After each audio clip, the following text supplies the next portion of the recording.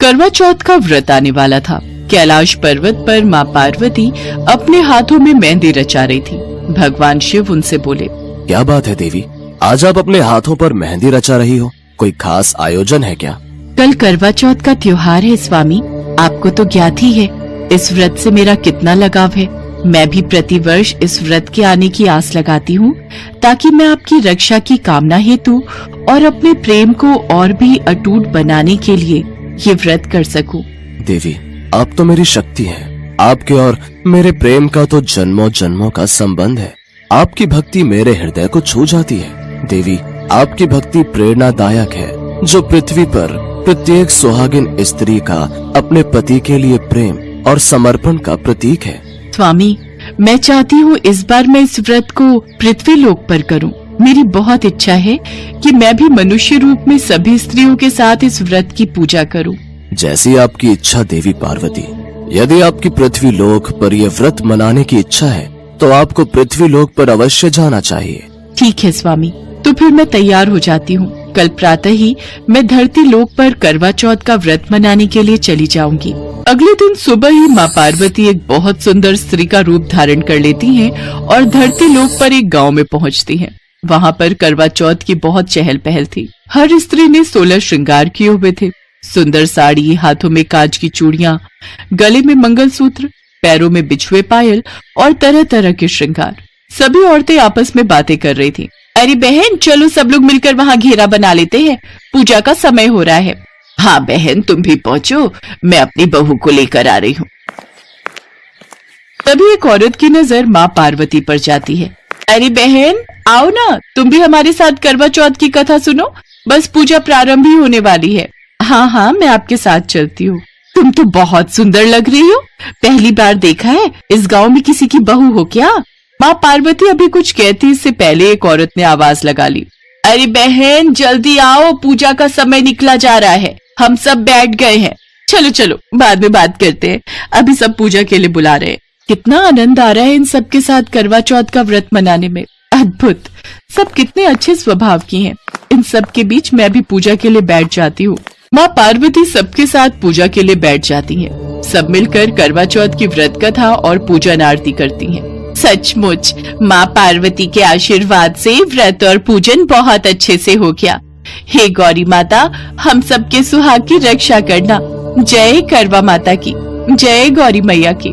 सब औरतें पूजा आरती करके घर जाने लगी, पर माँ पार्वती जैसे ही कैलाश के लिए लौटने लगी, अचानक उसी स्त्री ने उन्हें पुकारा। अरे सुनो बहन, तुम्हारा जल का कलश यहीं रह गया। अरे मैं भूल गई, मैं अभी उठा लेती हूँ। हमारी बात बीच में अधूरी रह गई। तुम्हें इस गांव में पहली बार देख रही हूँ, तुम्हारा घर कहाँ है?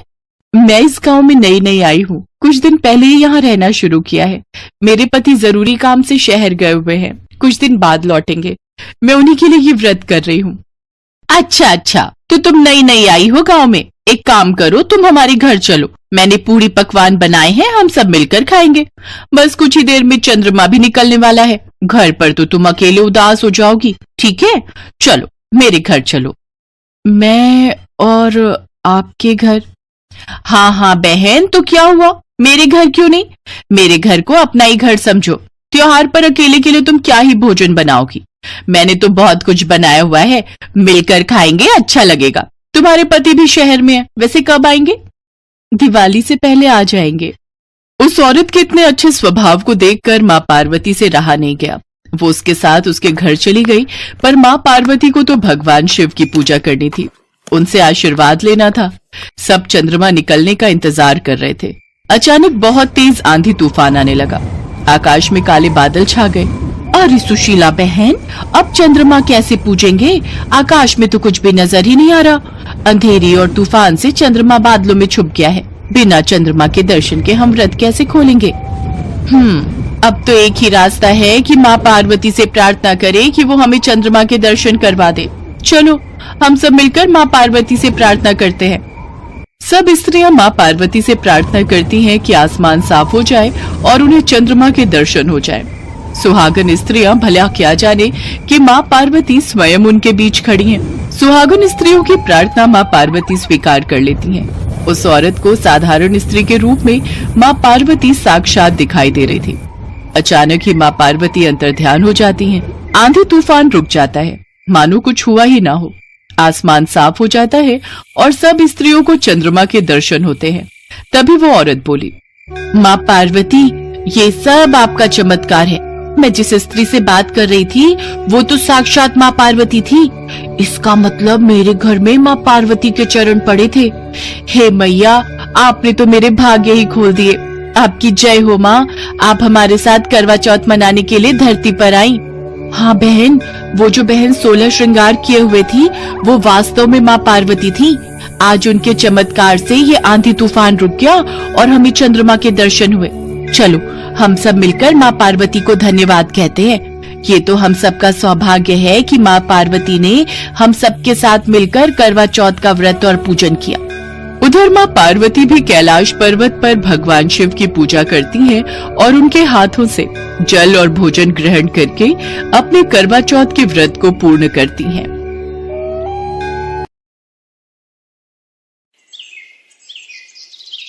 भारत देश त्योहारों का देश है। यहाँ भिन्न भिन्न प्रकार के उत्सव मनाए जाते हैं, जिनकी अपनी ही प्रथा और अपनी ही संस्कृति है। त्योहार मनुष्य के जीवन की उदासी में खुशियों के रंग भर देते हैं और नारी तो जहाँ भी अपने चरण रख दे वहाँ हरियाली ही हरियाली हो जाती है। ऐसा ही हरियाली बिखेरता महिलाओं का उत्सव है हरियाली तीज। हरियाली तीज सावन का प्रमुख त्योहार है, जो श्रावण मास के शुक्ल पक्ष की तृतीया तिथि को मनाया जाता है। इस दिन सुहागिन महिलाएं पति की लंबी उम्र के लिए निर्जला व्रत रखती हैं, तो वहीं कुंवारी लड़कियां मनोवांछित वर की प्राप्ति के लिए वर रखती हैं। मान्यता है कि हरियाली तीज के दिन भगवान शिव ने देवी पार्वती को पत्नी के रूप में स्वीकार करने का वरदान दिया था। इसी दिन को हरियाली तीज के रूप में मनाया जाता है। इस दिन स्त्रियां माता पार्वती और भगवान शिव जी की पूजा करती हैं। हरियाली तीज और व्रत से जुड़ी एक पौराणिक कथा के अनुसार माता पार्वती ने पर्वतराज हिमालय के घर जन्म लिया। माता पार्वती ने भगवान शिव को पति रूप में पाने के लिए गंगा के तट पर 12 वर्षों तक बिना किसी मौसम की परवाह किए घोर तप किया था। एक दिन देवी पार्वती की तपस्या को देखकर नारद जी महाराज हिमालय के महल में पधारे। नारायण नारायण। प्रणाम देवर्षि नारद, आपका स्वागत है। कहिए, मैं आपकी क्या सेवा कर सकता हूँ? गिरिराज, मैं भगवान विष्णु के भेजने पर यहाँ उपस्थित हुआ हूँ। आपकी कन्या पार्वती ने बड़ा कठोर तप किया है। इससे प्रसन्न होकर वे आपकी सुपुत्री से विवाह करना चाहते हैं। इस संदर्भ में मैं आपकी राय जानना चाहता हूँ। देवर्षि नारद, आपने तो ये प्रस्ताव सुनाकर मेरी समस्त चिंताएं ही दूर कर दी। यदि स्वयं विष्णु मेरी कन्या का वरण करना चाहते हैं तो भला मुझे क्या आपत्ति हो सकती है? वे तो साक्षात ब्रह्म हैं। हे महर्षि, ये तो हर पिता की इच्छा होती है कि उसकी सुपुत्री सब सुखों को प्राप्त करे। पिता की सार्थकता इसी में है कि पति के घर जाकर उसकी पुत्री पिता के घर से अधिक सुखी रहे। पर्वतराज हिमालय की स्वीकृति पाकर नारद जी विष्णु जी के पास गए और उनसे विवाह के निश्चित होने का समाचार सुनाया। मगर इस विवाह संबंध की बात जब पार्वती के कानों में पड़ी तो उनके दुख का ठिकाना न रहा। क्या हुआ पार्वती? विष्णु भगवान से विवाह के बारे में सुनकर तुम दुखी क्यों हो गई?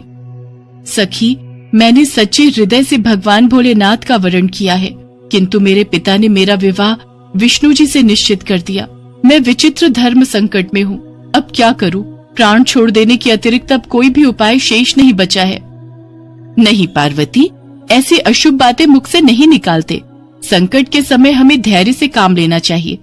नारी के जीवन की सार्थकता इसी में है कि पति रूप में हृदय से जिसे एक बार स्वीकार कर लिया, जीवन पर्यंत उसी से निर्वाह करे। सच्ची आस्था और एक निष्ठा के समक्ष तो ईश्वर को भी समर्पण करना पड़ता है। मैं तुम्हें घनघोर जंगल में ले चलती हूँ, जो साधना स्थली भी हो, और जहाँ तुम्हारे पिता तुम्हें खोज भी न पाए, वहाँ तुम साधना में लीन हो जाना। मुझे विश्वास है कि ईश्वर अवश्य ही तुम्हारी सहायता करेंगे। अपनी सखी की बात सुनकर देवी पार्वती ने ऐसा ही किया। अपनी पुत्री को घर पर न पाकर पर्वतराज हिमालय बहुत चिंतित हो गए। मेरी पुत्री न जाने कहाँ चली गई है। मैं विष्णु जी से उसका विवाह करने का प्रण कर चुका हूँ। यदि भगवान विष्णु बारात लेकर आ गए और कन्या घर पर ना हुई तो बड़ा अपमान होगा। मैं तो कहीं मुंह दिखाने के योग्य भी नहीं रहूंगा। मुझे पार्वती को खोजना ही होगा। पर्वतराज हिमालय ने पार्वती की खोज करनी शुरू कर दी। इधर पार्वती अपनी सखी के साथ नदी के तट पर एक गुफा में भगवान शिव की आराधना में लीन थी। भाद्रपद शुक्ल तृतीया को हस्त नक्षत्र था। उस दिन माता पार्वती ने रेत के शिवलिंग का निर्माण करके व्रत किया। रात भर वो भगवान शिव की स्तुति करती रही। ओम नमः शिवाय, ओम नमः शिवाय, ओम नमः शिवाय। देवी पार्वती की घोर तपस्या के प्रभाव से भगवान शिव का आसन डोलने लगा। उनकी समाधि टूट गई और वो देवी पार्वती के समक्ष प्रकट हुए। देवी पार्वती, मैं तुम्हारी तपस्या से प्रसन्न हूँ। तुम जो चाहो वर मांगो। प्रभु, मैं हृदय से आपको पति के रूप में वरण कर चुकी हूँ। यदि आप सचमुच मेरी तपस्या से प्रसन्न होकर यहाँ पधारे हैं तो मुझे अपनी अर्धांगिनी के रूप में स्वीकार कर लीजिए। देवी पार्वती, क्या तुम मेरे साथ खुश रह पाओगी? मैंने बचपन से ही आपको अपना पति मान लिया था। मैं जानती हूँ आपको पति रूप में पाकर, आपकी अर्धांगिनी बनकर मुझे सर्व सुखों की और सौभाग्य की प्राप्ति होगी। कृपया करके मुझे अपनी पत्नी के रूप में स्वीकार कर लीजिए प्रभु। देवी पार्वती के प्रेम, विश्वास और तपस्या की जीत होती है और भगवान शिव उन्हें मनोवांछित वर देकर अंतर्ध्यान हो जाते हैं। उसी समय अपने दरबारियों सहित गिरिराज हिमालय देवी पार्वती को खोजते खोजते वहां आ पहुंचते हैं। पुत्री, तुम्हारी ऐसी कठोर तपस्या का क्या कारण है? तुम्हारी ऐसी दशा को देखकर मुझे अत्यधिक दुख और पीड़ा हो रही है। चलो पुत्री, महल वापस चलो। मुझसे तुम्हारी ये दशा देखी नहीं जा रही। पिताश्री, मैंने अपने जीवन का अधिकांश समय कठोर तपस्या में बिताया है। मेरी इस तपस्या का उद्देश्य केवल यही था कि मैं महादेव को पति के रूप में पाना चाहती थी। आज मैं अपनी तपस्या की कसौटी पर खरी उतर चुकी हूँ। आप क्योंकि विष्णु जी से मेरा विवाह करने का निर्णय ले चुके थे, इसलिए मैं अपने आराध्य की खोज में घर छोड़कर चली आई। अब मैं आपके साथ इसी शर्त पर महल वापस जाऊंगी कि आप मेरा विवाह विष्णु जी से न करके महादेव से करेंगे। देवी पार्वती के दृढ़ निश्चय को देखकर पर्वतराज हिमालय मान गए और देवी पार्वती को घर ले गए। कुछ समय के पश्चात समस्त विधि विधान से भगवान भोलेनाथ और देवी पार्वती का विवाह संपूर्ण हुआ। भाद्रपद की शुक्ल तृतीया को देवी पार्वती ने महादेव की आराधना करके जो व्रत किया था, उसी के फल स्वरूप उनका विवाह हो सका। भगवान शिव के वरदान के कारण उस दिन से हरियाली तीज का व्रत प्रारंभ हो गया। कहा जाता है कि जो कोई सुहागन स्त्रियां और कुंवारी कन्याएं इस व्रत को करती हैं, भगवान भोलेनाथ और माता पार्वती उन्हें मनोवांछित फल देते हैं। इसलिए सौभाग्य की इच्छा करने वाली प्रत्येक युवती को हरियाली तीज व्रत पूरी निष्ठा तथा आस्था से करना चाहिए। हरियाली तीज के त्योहार का मजा ही कुछ अलग है। ये त्योहार खुशियों का प्रतीक है। हरियाली तीज में हरी चूड़ियां, हरे वस्त्र पहनने, 16 श्रृंगार करने और मेहंदी रचाने का विशेष महत्व है। इस त्योहार पर विवाह के पश्चात पहला सावन आने पर नव विवाहित लड़कियों को ससुराल से पीहर बुला लिया जाता है। शास्त्रों के अनुसार भगवान शिव और देवी पार्वती ने इस तिथि को सुहागन स्त्रियों के लिए सौभाग्य का दिन होने का वरदान दिया है। ऐसी मान्यता है कि इस दिन जो सुहागन स्त्रियां भगवान शिव और देवी पार्वती की पूजा करती हैं और माँ पार्वती की तरह ही तीज का व्रत और त्योहार करती हैं, उनको सुख सौभाग्य की प्राप्ति होती है और उनके परिवार में सदैव खुशियाँ और हरियाली छाई रहती है।